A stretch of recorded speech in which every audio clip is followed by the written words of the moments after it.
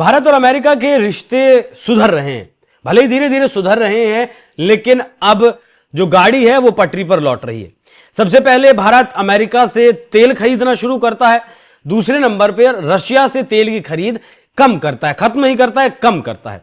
उसके बाद दूसरे नंबर पर भारत बड़ी एलपीजी की डील अमेरिका के साथ करता है। अपनी जरूरत का 10% हिस्सा अब भारत अगले महीने से अमेरिका से खरीदेगा।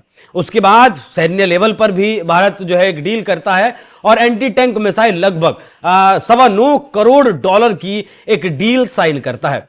ये सारी चीजें चल ही रही होती हैं कि खबर आती है कि दिसंबर के आखिर तक भारत की और अमेरिका की जो ट्रेड डील है वो लगभग पूरी तरीके से फाइनल हो जाएगी और दोनों देशों ने जो एक सपना देखा था कि 2030 तक $500 बिलियन का व्यापार पहुंचाएंगे, द्विपक्षीय व्यापार होगा, उस तरफ चीजें आगे बढ़ने वाली हैं। तो आज हम चर्चा करेंगे कि भारत किस स्ट्रेटेजी पर काम कर रहा है, कैसे अमेरिका को काउंटर भारत कर रहा है। नमस्कार, मैं हूं आपके साथ अभिषेक पुंडीर और इस विषय को विस्तार देने के लिए मेरे साथ मौजूद है निपुण आलम बयान जी। सर, बहुत स्वागत आपका।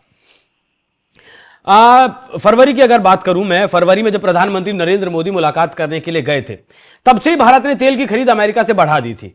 फरवरी की अगर मैं बात करूं और आज नवंबर की अगर बात करूं तो 270% भारत ज्यादा तेल अमेरिका से खरीद रहा है। गैस की डील भारत ने कर ली है और हथियारों की भी डील भारत अमेरिका से कर रहा है। तो स्ट्रेटेजी भारत की क्या है?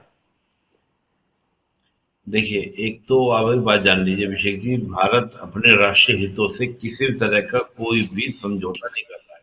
हम्म। भारत का, जैसे अभी अपने एलपीजी की बात आपने कही, एलपीजी जो हम अमेरिका से खरीद रहे हैं वो जो सऊदी, यूएई इन सबसे खरीदते थे उससे करीब 10 जो डॉलर है उसका रेट काफी कम, 10 के करीब उसका डॉलर रेट कम है। मतलब उसका अगर हम पर हाँ, क्वालिटी मतलब की लाने बात में भी करें, तो ज्यादा खर्चा होगा ना सर। नहीं नहीं, वो उसके बराबर बैठ जाएगा, हाँ। बल्कि उससे कम बैठेगा। ठीक है ना, हाँ। उससे कम बैठेगा, क्योंकि मैं एग्जैक्ट मुझे वो रेट याद नहीं आ रहा, मैंने पूरा देखा था उसको। तो उसके मुकाबले में पूरी कैलकुलेशन की थी तो भी उससे सस्ता बैठ रहा है। ठीक है, उसकी आपके ट्रेवलिंग कॉस्ट होगी तो ट्रेवलिंग कॉस्ट उसकी आधी रहेगी। तब भी हमको, जैसे मान लीजिए, मैं एक थोड़ा एग्जाम्पल आपको देता हूँ, उससे समझने में आसानी रहेगी। 100 रुपए की हम कोई चीज खरीदते थे सऊदी से, उसका ट्रेवलिंग कॉस्ट लगता था 10 रुपीज, तो हमारे पास वो 110 रुपए का पड़ता था। ठीक है। अब अमेरिका से वही चीज हमको 90 रुपीज की मिल रही है, और अमेरिका से पहले जो कॉस्टिंग आती थी वो आती थी आपकी 15 रुपया हम्म। लाने की ट्रेवलिंग कॉस्ट। तो उसकी कॉस्ट कितनी हो गई? 115। हम्म। जबकि उसकी कॉस्ट कितनी पड़ रही है? 110। उसकी भी उसकी भी आपका देखो, हाँ, मैं वहां से बात कर रहा था कि वो 100 आपने परचेज किया और 10 आपका लिया, तो मतलब वो सॉरी 20, उनका 110 था, ये मान लीजिए 110, हाँ। मतलब 5 रुपए का सीधा सीधा फाइव फर्क है। परसेंट का आपका फर्क है ट्रैवलिंग कॉस्ट को लगाने के बाद।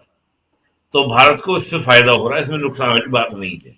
ठीक है। हाँ, इससे अमेरिका को, ये अपनी पब्लिक को और दुनिया को दिखाने में अमेरिका को ये मदद मिलेगी कि वी आर वॉन, हम जीत हम्म। गए। हमने जो प्रेशर क्रिएट किया उसके वो बाद काम आ गया। भारत ने कर दिया। हाँ। देखिए, भारत जो है बहुत सोची समझी स्ट्रेटजी से काम कर रहा है। ठीक है। अभी देखिए, वर्ल्ड में भारत की इकोनॉमी 7% के आसपास की ग्रोथ रेट पर है। कभी हम्म। 6.5, कभी 6.7, 7% के आसपास आपकी है। दुनिया की डेवलपिंग इकोनॉमी या डेवलप इकोनॉमी कोई भी ऐसी नहीं है जो इस ग्रोथ रेट पे इस समय काम कर रही हो। हम्म। और ऐसी ग्रोथ रेट के साथ में किसी भी तरह का तनाव लेना किसी भी देश के लिए बेहतर नहीं है। हम्म। जैसे मान लो, मैं एक बिजनेसमैन हूं, मैं काम कर रहा हूं और मेरा लगातार प्रॉफिट पर प्रॉफिट चल रहा है, तो और मेरे से कोई पंगा करना चाहे, झगड़ा करना चाहे, तो मैं नहीं करूंगा, मैं अपना टाइम वेस्ट नहीं करूंगा, क्योंकि इस समय मेरी ग्रोथ रेट चल रही है। हाँ, अगर मेरी ग्रोथ 1-2% होती है, मुझे लगता है कि टकराव लेने में, टेंशन लेने में कुछ फायदा हो सकता था, तो मैं लेता।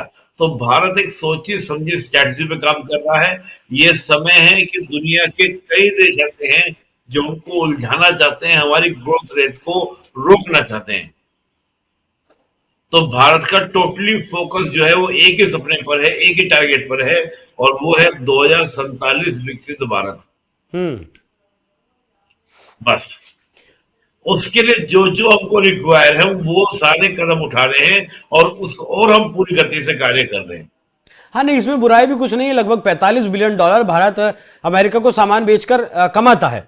ऐसे में अगर और ज्यादा भारत सामान खरीदेगा तो क्या होगा? नुकसान थोड़ी होगा भारत को। वो $45 बिलियन की कमाई 35 रह जाएगी। आप वो तो है ही, ठीक है, हमने मान लिया, लेकिन आप ये देखिए ना कि हम जो औरों से खरीद रहे हैं उससे सस्ता हमको अमेरिका दे रहा है, तो फिर क्या दिक्कत है? बिल्कुल फिर तो कोई मसला ही नहीं है। ठीक है। तो बात ये है। और हाँ, जिस तरीके से एंटी टैंक मिसाइल खरीदने वाली जो डील अब भारत ने की है, अब हथियारों के क्षेत्र में भी मतलब निर्भर तो नहीं होंगे अमेरिका के ऊपर हम। देखिए, मैं एक तो बात कहूंगा पाकिस्तानियों को लेकर। देखिए, पाकिस्तानी हमेशा एक बात को बोल रहे थे, और लगातार पाकिस्तानियों का कहना ये था कि अब पाकिस्तान और अमेरिका के संबंध जो हैं वो बहुत ही बेटर हो गए हैं, बहुत शानदार हो गए हैं, बहुत इंटरेस्टिंग वाले संबंध हो गए हैं, ठीक है ना। इस तरह की बात बेटा कौन बोलता था आपका? पाकिस्तान बोलता था। लेकिन मैं हमेशा बात बोलता था कि इंटरनेशनल रिलेशंस जो हैं वो गिव एंड टेक के रिलेशन है, मतलब वो आपके लेने देने वाले रिलेशन है, गिव एंड टेक के रिलेशन है। और जब हम गिव एंड टेक रिलेशन देखते हैं तो पाकिस्तान के पास ऐसा क्या है कि वो जो दे देगा अमेरिका को? हमने अभी डील की, और डील करते ही भारत का मार्केट में बढ़ा है कि अमेरिका को बहुत सारे बेनिफिट होने वाले हैं। हम्म। तो अमेरिका तो ऑटोमेटिकली हमारे साइड में खड़ा हो जाएगा। अब पाकिस्तान का क्या होगा?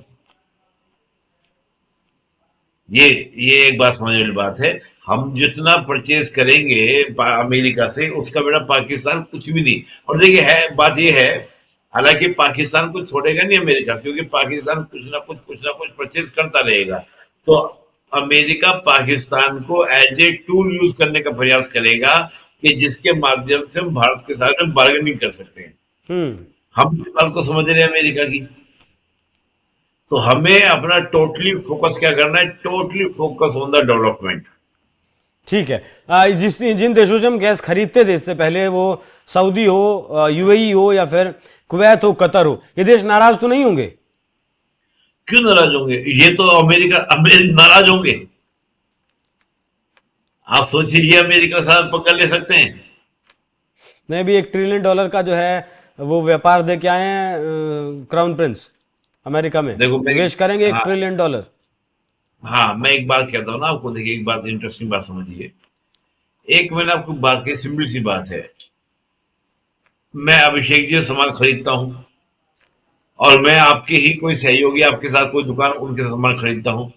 मुझे आप सस्ता सामान दे रहे हो, और वो व्यक्ति कहे कि नहीं तुम मुझसे खरीदो। मैंने कहा मैं तो अभिषेक जी सस्ता मिल रहा है वही सामान, तो मैं तुमसे क्यों खरीदूंगा? बी प्रैक्टिकल भाई। तो कोई ग्राउंड बनता नहीं है नाराजगी होने का। मैं हाँ हम तो ये कह सकते हैं आप दे दो मैं सस्ता, हम आपसे ले लेंगे। बिल्कुल। कितना दोगे? हम स्टोरेज कर लेंगे, दो सस्ता। तो ये वाली बात, मतलब ये कोई अंतरराष्ट्रीय मतलब में कोई बात मायने नहीं करती, वो नाराज हो आपको इस जाएंगे। बात में दम नजर आता है कि दिसंबर के आखिर तक भारत और अमेरिका की जो ट्रेड डील है वो फाइनल हो जाएगी?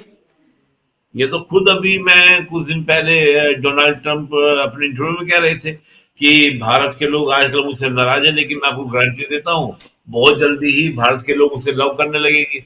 हम ऐसी ट्रेड डील साइन करने वाले हैं, और मुझे लगता है कि सहमति बन चुकी है काफी हद तक, जो मेरे को बिल्कुल मिल रही है। सहमति बन चुकी है, और एक एक कदम भारत फूक फूक कर रख रहा है अलग अलग क्षेत्र में। पहले वो भारत अपना काउंटर कर रहा है, फिर कहें कि सस्ते सामान एक एक कर खरीद रहा है।